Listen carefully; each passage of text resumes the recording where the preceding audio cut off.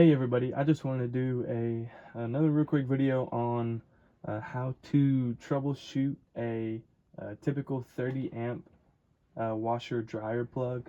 In order to do this, the first thing you're going to want to do is make sure that the breaker to this outlet right here is turned off.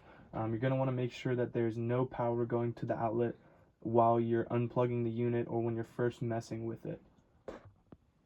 Okay, so now that we have the breaker turned off, we know there's no power going to this plug. Another way, if you want to, you can check it using a voltage detector.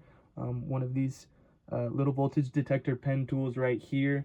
You can turn that on, and then if you reach around here, you shouldn't, the tool shouldn't beep at all when you're poking around. Obviously it's going to do those couple little beeps, but as long as it's not going off, then you should be good. You should know that there's no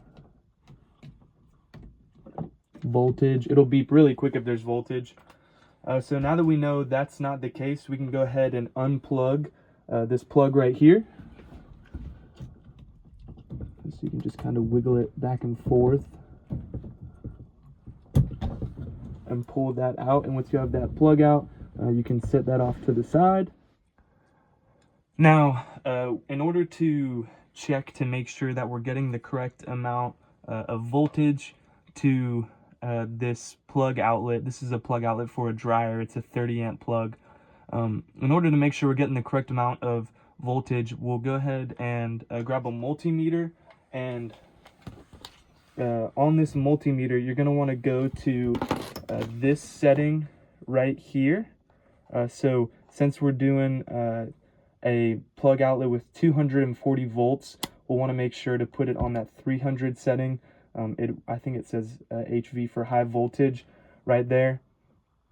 And so we'll go ahead and check the different legs on this plug outlet to make sure. I'll go ahead and zoom in so that you can see it a little better.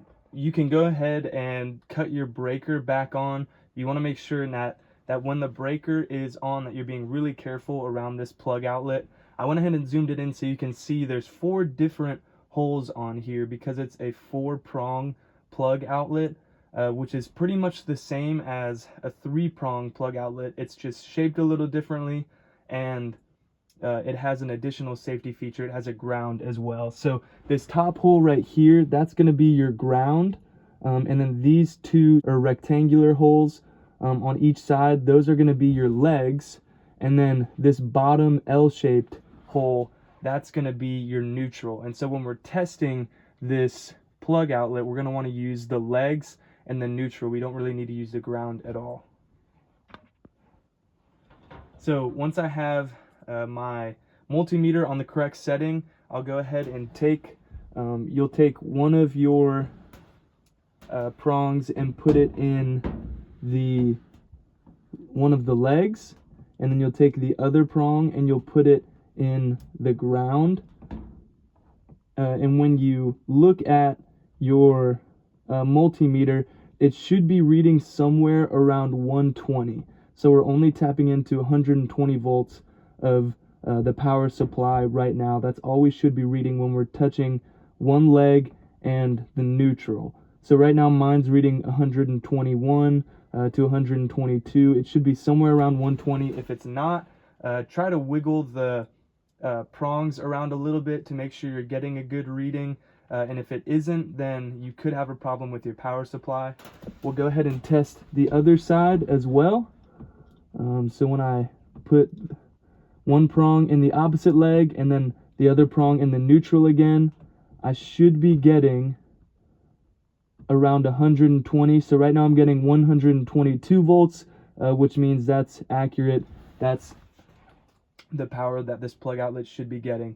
Now, another thing you can do to make sure you're getting all 240 volts is if you put one prong in each leg, so each of those rectangular holes, you should get 240 volts, or around 240 volts. So right now I'm getting 244 volts, which that's right around 240, which means that this plug outlet does have the correct power supply. So if I'm troubleshooting my dryer, then I should be able to rule out that this plug outlet is the issue.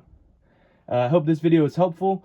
If it was, please give it a thumbs up if you can. And if you have any questions, then you can leave those down in the comments below, and I'll try to answer those as quickly as I can. Have a good one.